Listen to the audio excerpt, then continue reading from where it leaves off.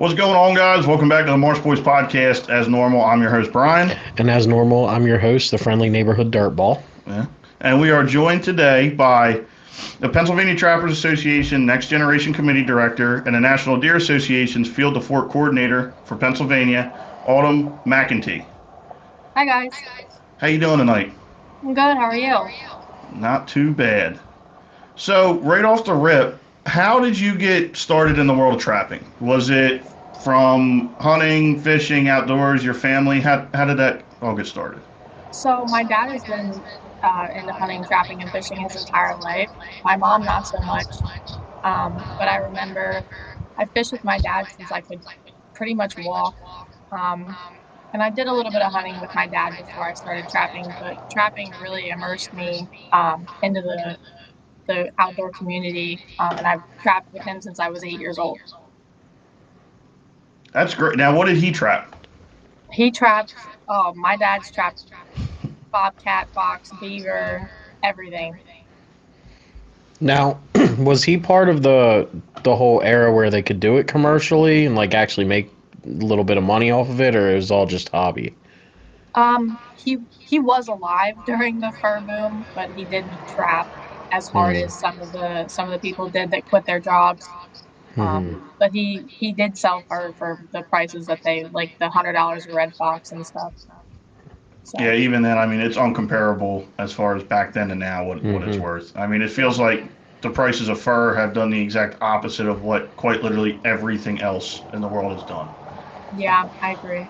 despite the common need for fur in everything we do. In a way, I feel like that's a good thing though, because then you don't have people just going out there trying to get everything under the sun. It's the people that are actually passionate about it doing it right now because there is no money in it. That's not Yeah, a bad point. that's a fair point.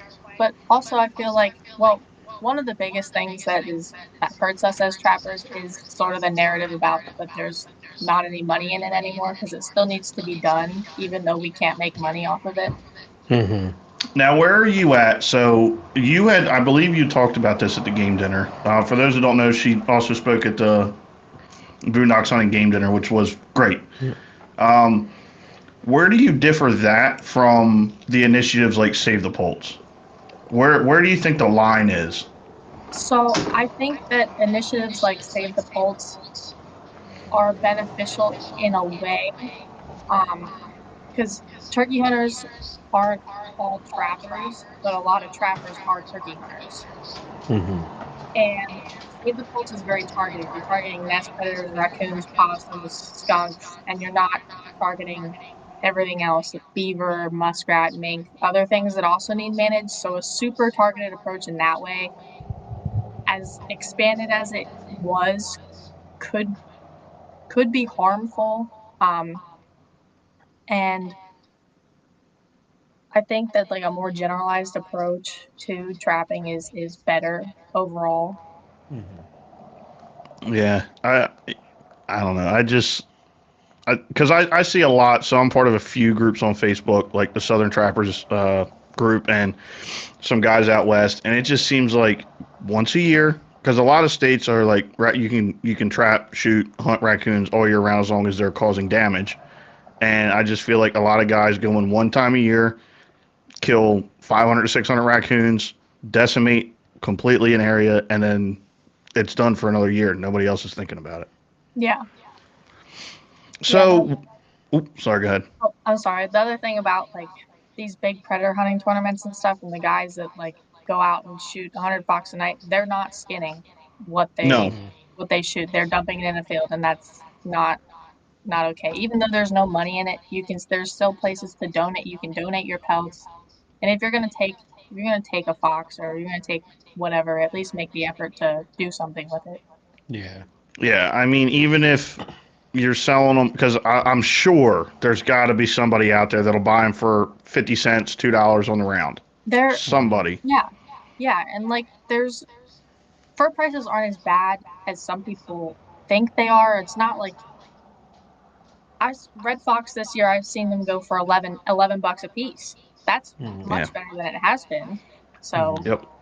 Now, does that constitute as wanton waste, and do they go after those people that do that, or that kind of just gets overlooked and people ignore it? Me personally, I would consider it wanton waste, but unless you have pictures and videos of these people dumping the carcasses, there's no way to like go after. Mm-hmm. Yeah, it's the same way with like bigger fishing tournaments. I mean, there's plenty of TikTok and Instagram videos and stuff like that of after like the day after tournament, there's 100 bass laying in the reeds somewhere, but they can take pictures all they want. They just can't prove who threw them there. Mm-hmm. Right. That's I would assume it's the same kind of problem. I mean, we've we've seen it pheasant hunting years and years ago. What there was 5 or 6 thrown in feed sacks. Oh yeah, yeah. There was more than 5 or 6. There was a bunch of raccoons and trash bags along the Thrown in the state WMA woods. land. Yeah. Yeah, I can understand if it's like real sick or it's got mange or something like that, but a perfectly healthy raccoon, there's no excuse to just chuck him in the dumpster. That's Mm-hmm. just laziness. Yep, absolutely. Now, do you skin everything yourself? Is that the way you've always done it? If you do, Yes, I skin everything myself. I'm not a longliner. I do know some longliner trappers that do process everything that they catch, and good they for have to them. hire people to help them skin. Um, I'm Well, both fortunately and unfortunately, I don't have that problem. I don't catch too much that I don't have time to skin it all. I wish I had that problem. Do you Um, time yourself per catch? Like how fast are you at, processing one animal? um, if I really, if I didn't take my time, I do like to take my time and I don't do things real fast. I don't like to cut corners. Um, Mm-hmm. I can do a coon in probably less than 7 minutes. That's a lot faster than I can Yeah. do it. It's more like 20 for Yeah, me. yeah. It's not bad until you get down to the ears and the eyes and stuff. That's when it Mm-hmm. gets That's Yep. tricky. always where I mess up every time. Yeah. I did it. I think the first year we did it, I did it on a tailgate of a truck where I hung them up in the barn. Which after the first one, I got yelled at pretty badly for, so I stopped doing that. But now I bought one of them HME or HMI. You just put it in the tailgate of a truck, and Mhm. it's a deer hanger, and that thing that saves so much time. Mm-hmm. Yeah. So, when did you decide for yourself that, you already stated that water trapping is something you primarily do. When did you decide that that's what you wanted to do? Beaver, muskrat, I'm assuming otter is something that you haven't, or if you have, versus canines, raccoons, possums. It's just more so, I think the atmosphere and the animals are just more attractive in a different way than land animals are. Um, if you ever want to see the happiest person in the world, just go along beaver trapping with me because I jump up and down and get really excited whenever I see beavers, especially when I catch them. But beavers is also one of my favorite things to eat. Beaver meat is phenomenal, and I think that Mm-hmm. that's a great way to also promote using all of what you catch. I love beaver cheesesteaks, beaver tacos. Um, but some of my favorite mornings have been like going duck hunting and then checking my beaver traps before I went to work. And I can't really do that with land sets. It's just, I think it's more so the environment and just how the animals interact with the environment. Mm-hmm. That's more attractive than land trapping to me. Yeah, you should. You can ask Ryan. When I caught my otter, I thought I was going to cry. Mm-hmm. Or fall in the water. And it was like the perfect morning too. We had just hit a like a 4 or 5 man goose limit. We went and checked traps, and there he was, and it just like completed this great morning. Mm-hmm. Yeah. But now when did you start? Primarily beaver, or when did you start getting into beavers? Was it something that you did with your dad, or is it something you branched out on? Yeah. So the first time I ever went beaver trapping was on a property we had, which was pretty far away from the river. So these beavers had traveled quite far to get where they were, and we were setting coon traps one day, and then we found the beavers. Um, and this was back when beaver season opened the day after Christmas, so it was a long time ago. But we went. My dad and my uncle and I went to trap the beavers, and we caught three. And I was hooked. And I think I was 10 or 11 when we did that. And then I was hooked ever since. And I don't have a boat, so my love of beaver trapping entirely hinders on having like talking other people into going beaver trapping, which is kind of hard because it's really cold and really dirty and like very muddy. But I've been lucky enough that I have some people that do really enjoy beaver trapping as well, so I get to go with them. Hmm. But yeah, So, is that your? Because one of the questions I wrote down is, "What's your favorite catch?" I'm assuming it's the beaver. Then I think that answered that one. yes. Yeah. Do you have any others that are like up there with it? That's your favorite, even if it's on land or whatever else, or it's. Um, my fisher was really cool, Hmm. and I've caught a black possum before, and that was That's really cool. cool. That is cool. Yeah. Now I want to get into the fisher. You know, I'm sure a lot of people know that listen to the podcast. In the state of New Jersey, you cannot. There's two species you absolutely cannot target other than a bald eagle. It is Hmm. fisher cats and bobcats. As far as fur bearers go, those are the two species that's like a big no-no. If you get one, you call, the state immediately. Hmm. What are you looking for? Like, let's start with the type of environment you're looking for when you're looking for fishers. You're looking for stuff that's real thick, big pine stands, rocks. You're looking for stuff that you're way back in the way backwoods that you're not going to see red foxes back there. It's not you're not looking for open fields. I when I caught my fisher, um, we made a set at the base of a tree. We made a cubby set, um, and it was hard to get up to. We had to climb some rocks up a hill like this to get up there. And I didn't think I was going to catch a fisher at that set, but that's where I did catch him. You're just looking for really hard terrain, stuff that's got like little mountain streams going through it. Um, if it looks inaccessible, there's probably fishers there. So no, nothing in our area. Well, that kind of that now. Once you're in that location, what are you looking for as far as sign? I've never seen a fisher track. I've never seen a fisher in person. Well, what are you looking for as far as like exact, maybe not exact, but pretty much exact location of where you're going to set? I look for trees that look like they'd make a good cubby set. You're always looking for sign. I mean, when it snows, that's a wonderful time for a fisher and bobcat trapper because you can see absolutely everything. You can see Hmm. exactly where they're coming down, where they're crossing trails and stuff, which makes it a little bit easier. You're just looking for big trees that look like you can make a good cubby set. And the stuff that you use for fishers is very strong. Like you're using stuff that has skunk essence in it. So you don't necessarily have to be on exact location because you're going to draw them in with that sort of long distance call lure. But I think if I had to fisher trap when it wasn't snowing, I would look for more of a solid tree that I can make a cubby set in, maybe near some water, or even set trail cams out in a couple places and see uh, what's coming through there. I was going to ask, are you big on like on trail camera scouting or scouting in general, or no? I've never really done any trail camera scouting. I do some preseason scouting depending on what I'm going after, and especially if I'm on a new property. But my properties I've trapped for over 10 years, I know just about where everything is or where everything should be.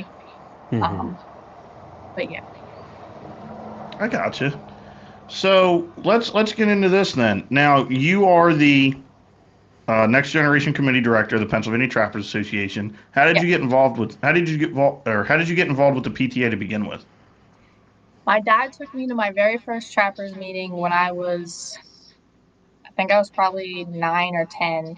Um, and trappers are a special group of people. They're the kindest, most tight knit community that I've ever met. Trappers will give you the shirt off their back.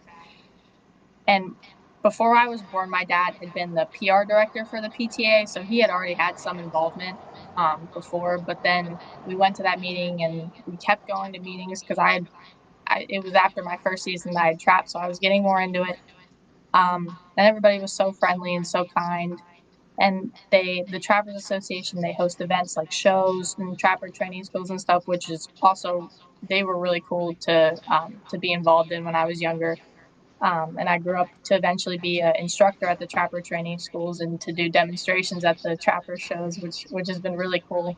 But then me and my dad got really into it. He eventually became the director of District 8 of the PTA. So then I got really into it, and I was at all of the events. And the Next Gen Committee was started, I believe, back in 2019 by one of our previous directors, and then handed over to me. And the goal is to get 18 to 30-year-olds involved in trapping and the Trappers Association. And part of the way that I do that is through our kids cabin, which is an event that we host at our rendezvous every year. Last year we had our rendezvous in Hughesville, and we had 110 kids under the age of 12 come through the kids cabin.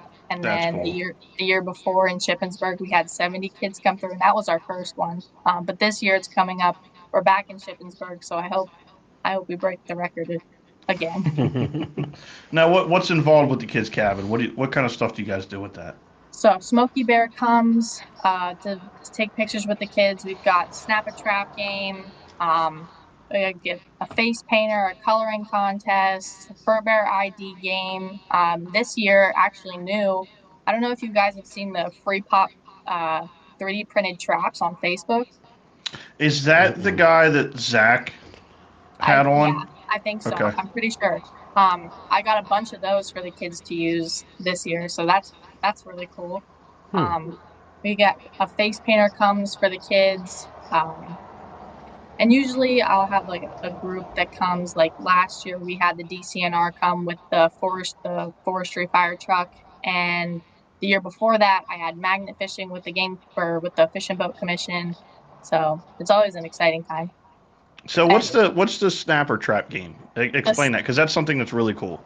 So this game actually wasn't my idea. I can credit it to our current District 8 director, Eric Loy. But it's kind of like when you try to dunk somebody in a dunk tank, except you're trying to snap a trap. So we've got little rope balls, and we've got weakened foothold traps you hang up on a piece of plywood, and they're set, and then you throw the rope balls to try to set the traps off. And I'm surprised at how well some of the kids do at that game, because I can't even.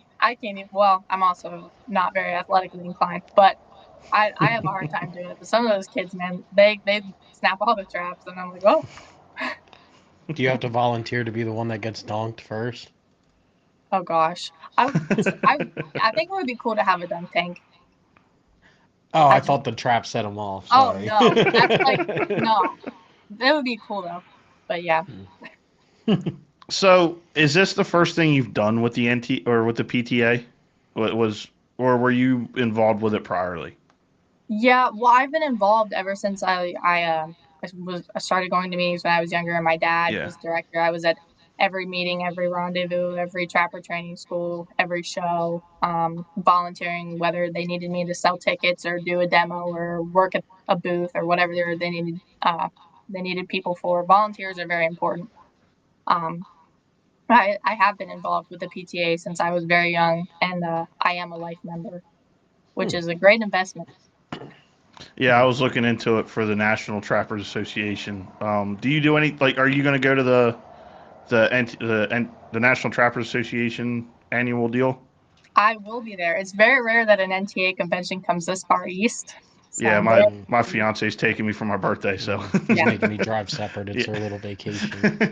Yes, it's very exciting. Actually, I got a message earlier.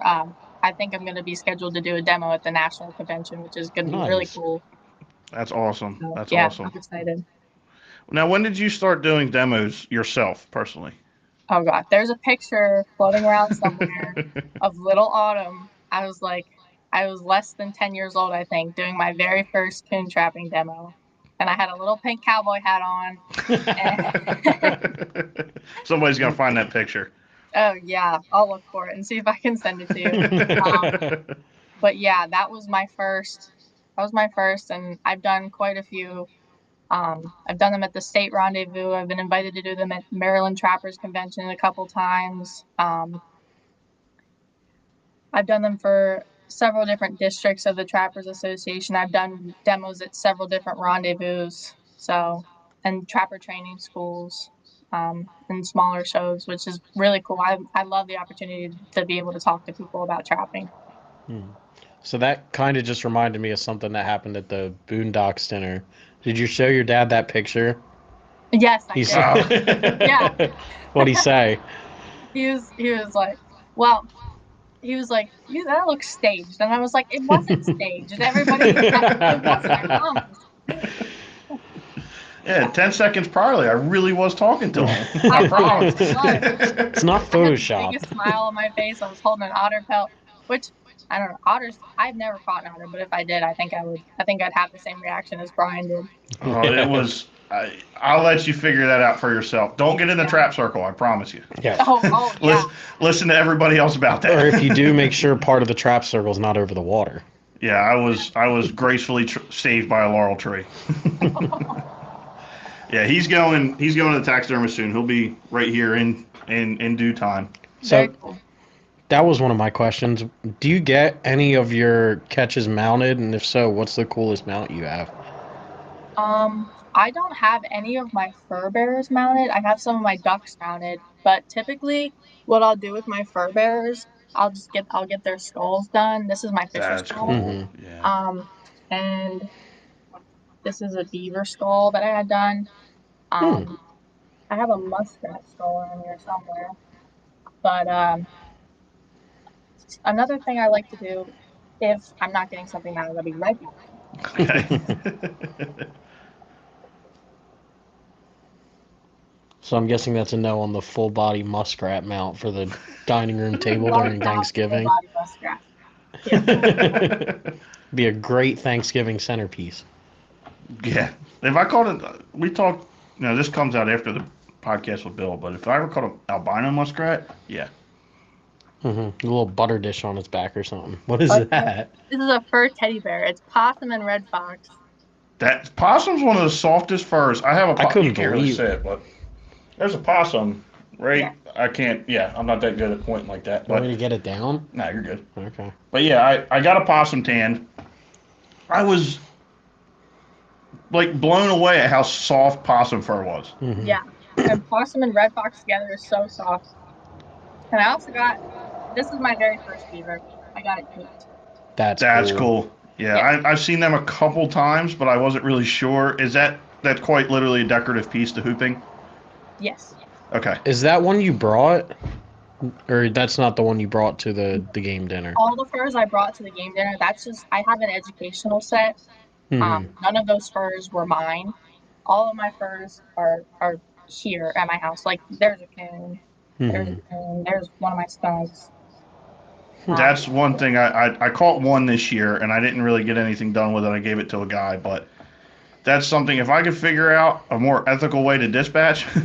Yeah, how do you get them to not spray? You don't. You don't. It wasn't that skunk. It was another skunk I caught.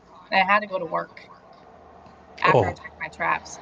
And so I shot the skunk, and I thought I was okay. And I had left it there and went to work, so I'd come back and then take it out of the trap, and so I didn't stink. And I walk into work, and everybody looks at me. They're like, you need to go home and change your clothes. And I was like, come on, I did a good job. I didn't do a good job. No, every old timer will tell you, you got to shoot them in the heart. They won't spray. No, if there's a loaded, good chance. They're loaded. Yeah. And if they don't spray you, if you don't pay good enough attention, don't skin a skunk sleepy. That's one thing I will tell you, because I did skin a skunk sleepy once, and I put my hand and I pulled the tail, and it went whoop right out. I was like, okay, yeah, a stream, not even like a spray. It was a stream. I was like, that's wonderful. That's rough. That's a really rough night. I bet it woke you up, though. Yeah, I hope you kept your dinner down. I was well awake. Everything was burning.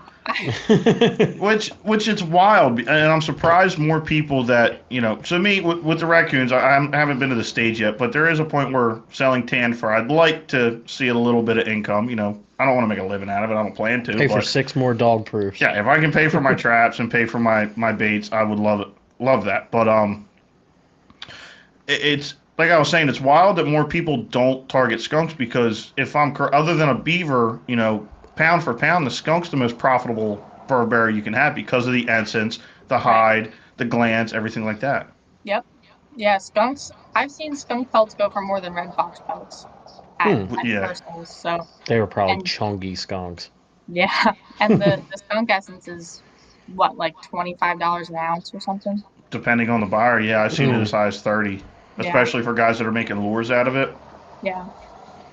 So I kind of want to. I haven't asked this to a lot of the trappers yet, but these stories are always the best in my opinion. So we have to go out every day, and no, regardless of the weather, regardless of what's going on. Have you ever been in a situation where you're like, "Damn, how did I get myself into this situation?" Like the weather's bad, you get stuck, like sunk up to your chest in mud or something like that. Any stories like that? I have definitely been there a couple times beaver trapping, like it was real windy, and we were out on the river in a boat, and Hmm. the driver of the boat liked to drive like like like nobody's business. Um, I'm it guilty of was that most it of the was time. My Yeah. fiance hates it. bitter, absolutely bitter, and the mud was terrible. Like every time you'd step in the mud, we were up to it was oh my god, you'd sink. I thought I was gonna get stuck at one point. That's probably the only time that I've ever been in a situation like that where it was just real bad. I do remember one time when I was younger. I was trapping with my dad on a creek for muskrats, and there's a picture of me in a ski mask. It was so cold, holding a frozen muskrat in one fist. So yeah, you can see the ice around the muskrat. It was a cold day that day. It was really Ooh. cold. Now, But are yeah, you a muskrat trapper by association to beaver trapping, or will you go out and set a muskrat line itself? yeah, I will go out and set a muskrat line itself. Not so much now, just because the numbers are low. But when the numbers were better, I would go out and set for muskrat, but I would never take too many. I'm glad you brought that up. So, a big thing with, let's just say like deer hunting, squirrel hunting is, very popular. A lot of guys go out, and a lot of times you see guys shoot bigger deer out of, let's just say, medium-sized properties. It takes a while for that bigger buck to regenerate. Same thing if you blow geese out of a roost or ducks out of a roost. Do you see spots getting blown out from trapping, or are fur bearers slash predators more adapt to bringing themselves back to an area? I don't as much see them getting blown out from trapping. I don't think there's enough trappers causing enough disturbance for that to be a thing. And also, if it was, we wouldn't be able to trap them anymore. Um, More so, what's having an effect is disease and loss of habitat. Um, like we had talked about earlier with the save the poults, you can take all the predators you want out of the population to help the prey species, but if you don't have proper habitat, you will never see the numbers that you want to see. Yeah, I And know Hmm. like, that's a big thing with turkeys. If you don't yeah, have the nesting habitat, you're not. It doesn't matter how many foxes, coons, coyotes you kill. You're not going to get turkeys. right. And people are like, oh, it's the raccoons, oh, it's the coyotes, and all this and that. It's not just them. I mean, people are also very much equally to blame. Not that, not in the sense of that we're taking them through hunting and trapping, which is ethical and science based, but we're popping up all these brand new shopping malls and these new housing developments and all this stuff, and we're breaking up the habitat and we're taking away habitat and we're forcing these animals into smaller areas where they have to fight for food and fight for a place to live, and they're exposed to more disease, um, and that also plays a big part. Yeah, it seems like every time I'm out west of Harrisburg, somewhere, somehow, there's a new suburb built up.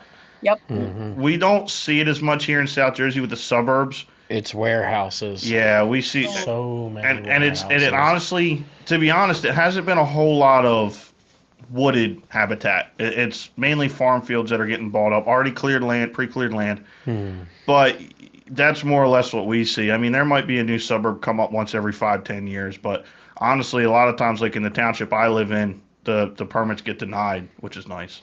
that's good. Now, Yeah, you said disease. Is there a disease running through muskrats up there, or what's going on with that? they're doing a study on muskrats right now to find out what it is. So Whether they it's still don't habitat or know. disease, they still don't know. Hmm. But the population is going down. Hmm. Which is wild because you hear the saying "breed like rats." But Hmm. Yeah, yeah. I wish they were still in the numbers that they used to be.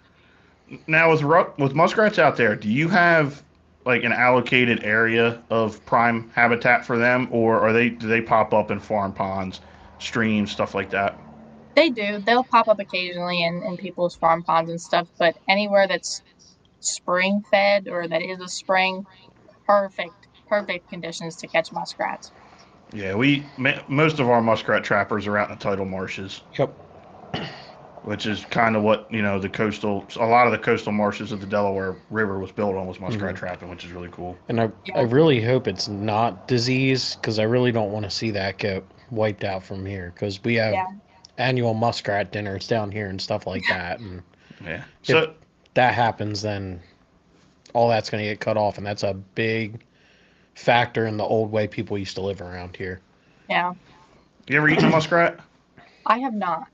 You No. should. I would try it. It's good. Um, like with the smaller rodents, like rabbit. I've tried rabbit, and I think it tastes like the way it smells when you field dress them. Oh no. Hmm. And I've I've never skun a muskrat without popping the diaphragm. So that wonderful smell visits me every time I skin a muskrat. I'm like, I Yeah. can eat that. That's like Hmm. me. It's like every time I gut a deer, I think there's been one deer I've ever shot that I didn't pop it. Yeah. And it's Ryan. I got Ryan his first deer, and we go to gut it, and I told him, I said, be very careful, be very light with that blade. First thing he does is, psst, and I'm like, yep, I'm gonna back away about 10 foot. Yep. Yeah. Yeah. That's a bad smell. Now, what about raccoon? Would you? I'm assuming you haven't eaten raccoon. Oh. No, Would I you? couldn't. I couldn't. I've seen some very sick raccoons, and I could never eat one. Even if you I might could try it if somebody like burnt it to a crisp so that I knew everything was dead. But I don't think I could eat a raccoon. We No. were actually just talking about that at work because they love to come in and make fun of me. You eat a muskrat yet, or something like that, or a raccoon yet? And I told them you're gonna have to get me really, really drunk on Memorial Day or something, and then maybe I think I'll do it. I have raccoon meat in the freezer that I've It's saved. locked and loaded and ready to go. We just gotta get the willpower to do it. And that's what it was. It took the willpower. So I was very big from a very young age on you eat what you kill. You eat what you kill. Mhm. I've had possum before. I think possum is absolutely delicious. So Hmm. I wanted to try raccoon, and so I caught 6 last year, my first year. This year I caught 21, and I was like, okay, my 11th raccoon. I want to hit 10, and I'm going to put them up. And at 11, I'll eat the 11th one. Well, I got to going through my pictures, and I was like, wow, I'm at like 16 raccoons. I was like, oh, I was going to eat the 11th. And then I kept, I got on a really good property, and every day I was catching 2, 3, and I was like, well, I really want to put them up. They're real pretty. And then, so I kept putting them up, and what I mean by that is I take most of mine to a guy. I take them on the round, and he deals with it, sends the meat out and everything like that. But so finally I was like, okay, I'm gonna eat one this year, and it just so happened that I'd set. It was actually my first ever earth anchor set too. I'd found where they were coming through set, and I caught the next day, and I was like, this is a younger one, very healthy, probably one of the more lively coons I've ever come across in a trap. And I called Ron and I was like, all right, we're gonna eat this one. He was like, you're gonna eat that one. And I haven't tried it yet, but It's yeah, the it it's the was the better willpower. pick. It's Yeah. the better pick because our other option was next to a landfill where they spray the farmland around it with sewage. So Oh, definitely don't want to eat one from We there. should have ate this one right here. That was a corn-fed coon. We got that at some Oh, that guy's was definitely a corn-fed cow coon. feed tub. I think it was 21 pounds or something like Yeah. that. corn-fed coons are the best coons. My biggest was 26 pounds, and he was Good corn-fed. night. Yeah. Yep. One of them Nebraska coons. Yeah, like they say, there's the coons out there bigger than the coyotes.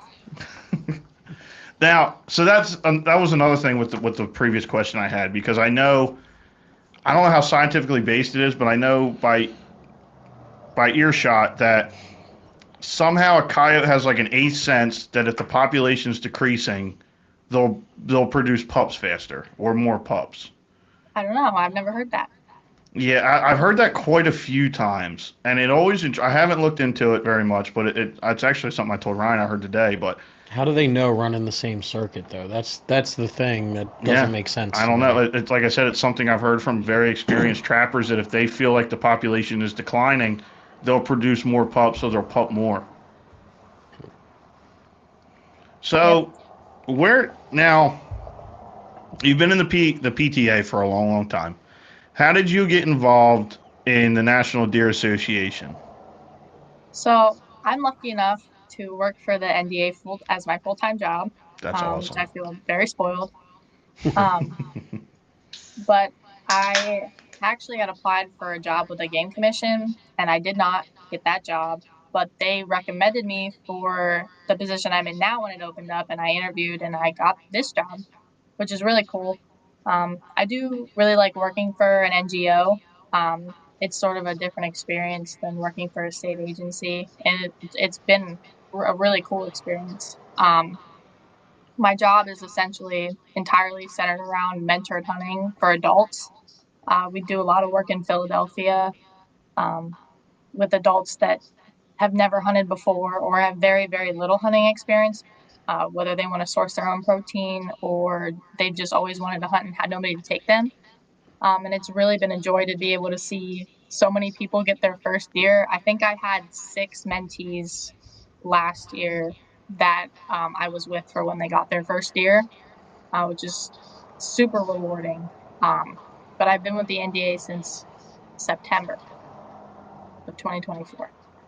That's awesome. Now, like so you went to go apply for the state game commission, and they sent you there.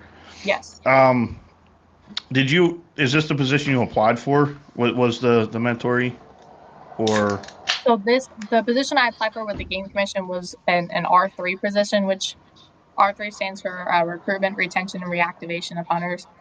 Um, I did not get that job, which I wasn't entirely expecting to get that job. I don't have a college degree, and that's something that will help you out in the wildlife field because it equates to experience. Mhm. Um, I had almost enough experience through volunteering and stuff, but not quite enough to equate to a degree. So they sent me to the NDA to apply for this job. now you said you work a lot in Philadelphia. How has it been? Let's just say working in a community that isn't quite as exposed to hunting and fishing and trapping as more western Pennsylvania or southern New Jersey. It has been an extremely rewarding experience. Everybody down there is so open-minded, and you wouldn't even expect it. We're reaching demographics of people that we couldn't reach in this way like 30 years ago, and Mhm. they're ready. I've seen people that live in inner city Philadelphia go from anti-hunter to mentor, like Really? to hunting mentor. They've gone Huh. through the whole program to become a mentor, and they come back every year and take new people hunting. See, And that's crazy. it's Working in the insanity. Philadelphia area. Have you ever They took somebody hunting with an Eagles beanie on? Eagles Yeah. beanie? Go oh birds. they're big on that down there. I made them. Uh-huh. Mhm. I was down there for the Super Bowl. Did you climb a light post? I didn't climb a light post. Oh my god, the people down there in Philly are serious about them birds. Mhm. But Oh. it's so rewarding, and they're so curious about trapping. Like that was kind of one thing I didn't really talk to people about when I was down there because I wasn't sure how it would be perceived. But everybody was so interested and was asking me questions about trapping, and like even participants will still send me messages with questions about trapping or about tan furs or and stuff like that, which is really really cool. They love. They had a nickname for me. They called me the Trap Queen, and I felt very honored. Yeah, Free my Oh, boy Fatty. yeah, he ain't getting freed. He's pretty got one much. eye. So, do you want to take us through how the mentoree/mentor program works? Sure. So at each mentored hunt, I did 9 last year. Um, and some of them we partner with the Game Commission and U.S. Fish and Wildlife Service on, and then some of them are just like NDA pretty much standalone events. Um, but we usually have about 12 to 15 mentees per hunt, and depending on where we are, they either hunt out of a ground blind or a tree stand. We primarily do archery hunts. We did one rifle hunt last year, but we pair each mentee with a mentor, and then it's typically scheduled over like a Thursday, Friday, Saturday, just so they have enough time to hunt. And we'll do like a full orientation a couple months before with everyone, which is like 100 and some participants. And then they'll have their own scheduled hunt where we have hunts in October, November, and then in January. But they show up and we go out to hunt. We do a couple hunts on John Hines National Wildlife Refuge, and we also do hunts at Benjamin Rush State Park. And they go out with their mentors, and during orientation, they get familiar with their bow and shooting and all that. They put their camo on and they go out and they sit, and some of them sit in real cold weather. But a lot of them get it done. We have a really high success rate with our mentored hunt programs, and a lot of the participants they really want to learn how to like field dress and process their deer themselves. That's cool. And they want to learn how to broaden their horizons into different types of hunting, like squirrel hunting or muzzleloader hunting, rifle hunting, whatever piques their interest. And the Game Commission also does mentored squirrel hunts and mentored waterfowl hunts to also give these people a chance to sort of branch out and see if they like other types of hunting as well. So I don't know if it's just the public land you guys hunt on, but does anybody, I don't know, donate or volunteer their private land to take these people on? Some people do, yes. Have you found better success there, or is it about the same or less success, or? It's about the same. I think the wildlife refuge success probably is a little bit higher just because nobody is allowed to hunt there. Yeah, I would say so. Yeah. But we have That's some what that good sign pieces is. of private. But yeah, I would say if I had to pick a place to hunt, it would probably be on one of the refuges, just because there are so many deer and big deer. So I want to pivot 180 degrees. This way? I know, yeah, that way. Okay. I know you've been on a bunch of podcasts, and to my knowledge, have you ever talked about your love of waterfowl hunting openly on a podcast? I don't think so. I want to get into that because you said at the game dinner that you love goose hunting, you love duck hunting. She said, in quote, that was a mean goose quesadilla. Goosadilla. Goosadilla. I said you make a mean goosadilla. That was so good. We eat goose meat 2 to 3 nights a week in my house, so I had to learn to cook it real good. I'll do anything. So when did you get into waterfowl hunting? A couple of years ago. Probably when I was about 15 or 16 was when I got into waterfowl hunting. It's actually kind of funny. My dad was a big waterfowl hunter, and as he got out of stuff, I got into stuff. Yeah, same. But I've hunted out on the river for ducks and geese. I've hunted in fields for geese. I love goose hunting. I haven't done as much waterfowl hunting as I'd like to. I have my black duck mounted. I've got my first woody mounted. I really love the waterfowl, and it's a lot of fun. Like I said, I don't have a boat, so I'm a little bit restricted in that way because I live less than 5 minutes from the Susquehanna River. Hey, there's kayaks on Marketplace all the time. And there's a G3 in your near future. It's just part of it is also convincing my dad to let me go out on a kayak on the river by myself to go duck hunting. That's the hard part. But I love duck hunting so much. I had to get a storage unit for all my decoys. That's a first. I've heard that.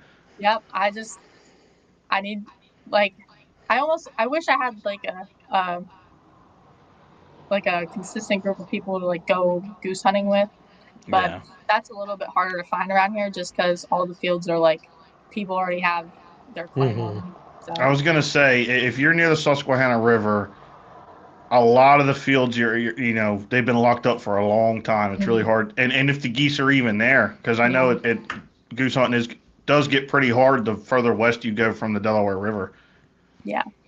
Which is funny because I have the 3 asphalt plants I work at. There's a banded goose at 2 of them, and it's the second time I've ever done it. I got close enough to take a picture of enough of the band, well, the full band, a couple pictures, in King of Prussia, and it was banded like 5 miles away.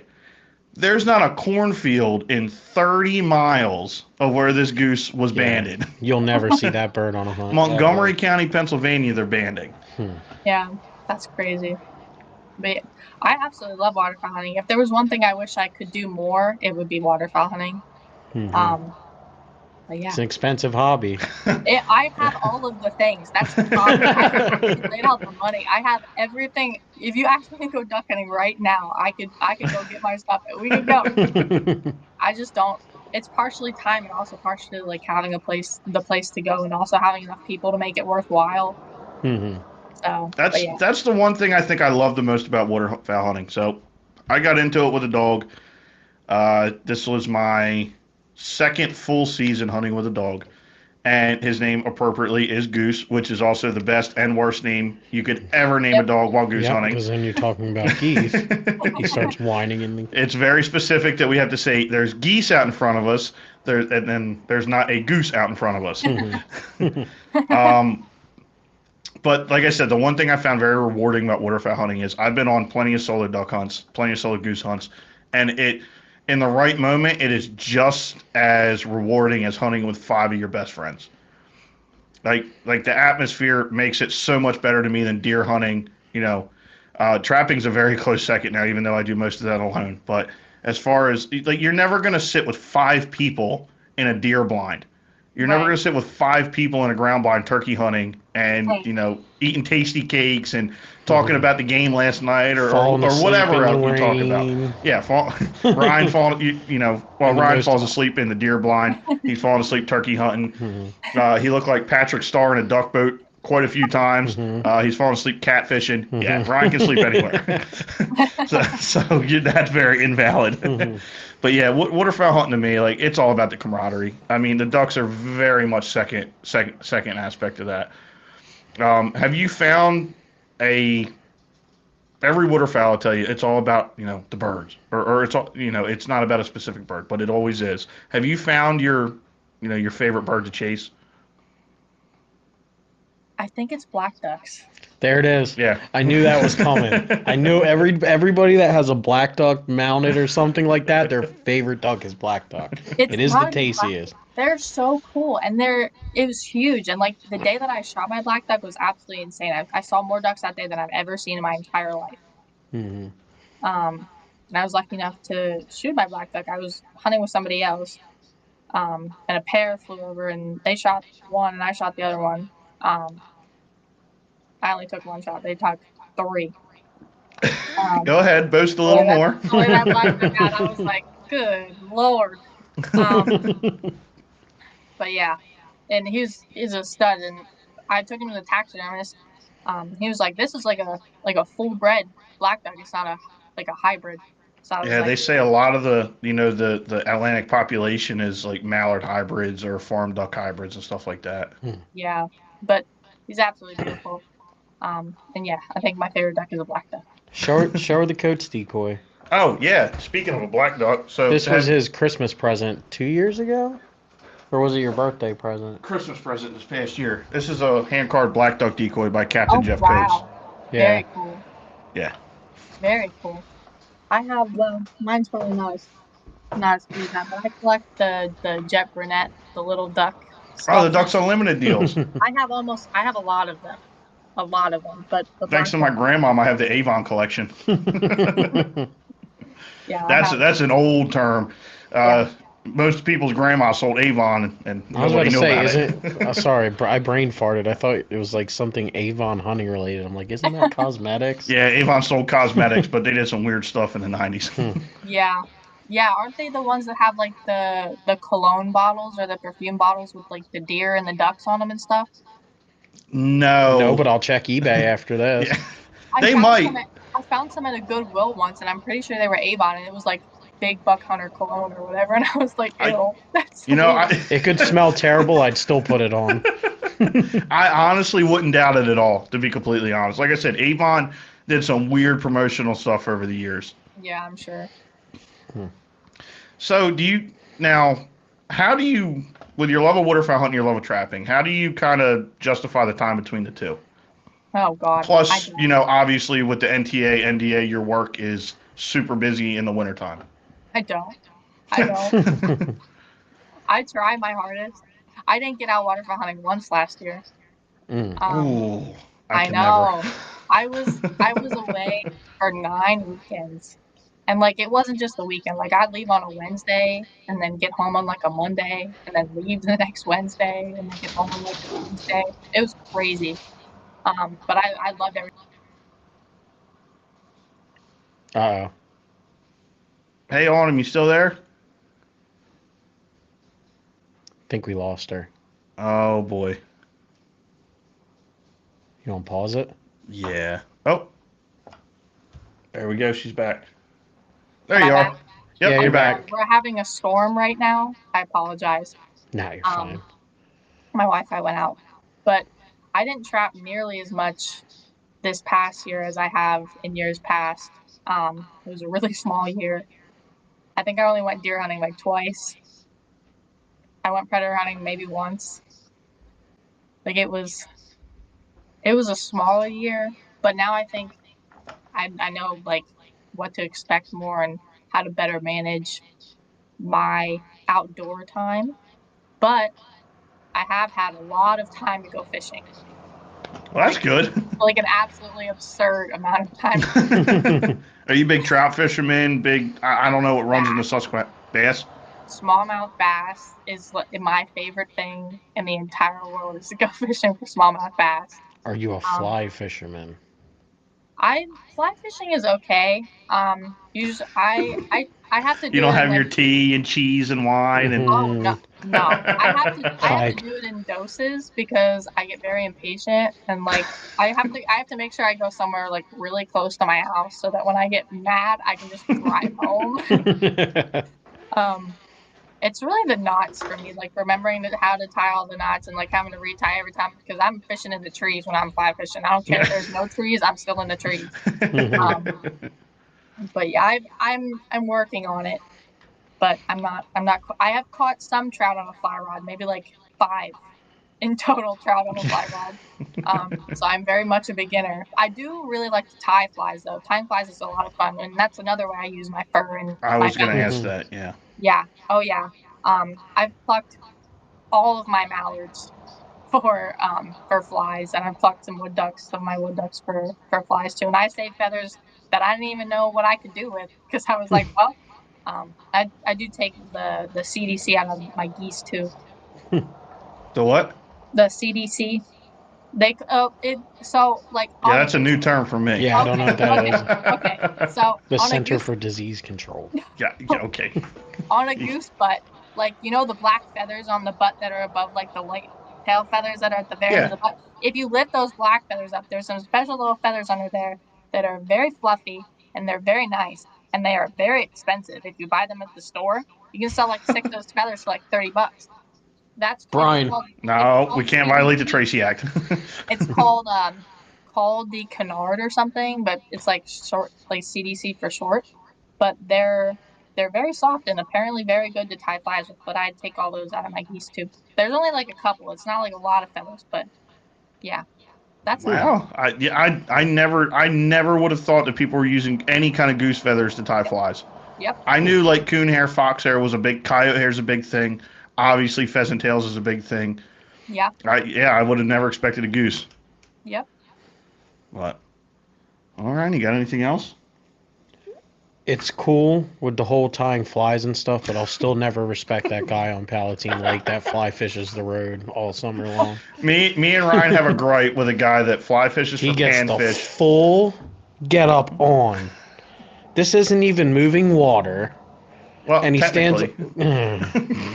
stands on the side of the road and tries to dodge the algae with a fly fishing rig in South Jersey, which is insane to me. That's funny. Autumn, we would love to invite you for an exclusive interview on our Patreon if you would be obliged. Yeah, absolutely. All right, guys. Well, thank you so much for joining us on the podcast. If you want to hear more from Autumn, we're going to have her an exclusive interview on the Patreon, patreon.com/MarshBoysOutdoors. You can subscribe. I lowered the price because everybody complained. But, yeah, thank you so much. It was great talking with you. Yeah, thank you guys. I appreciate you having me on. Thank you. Yes.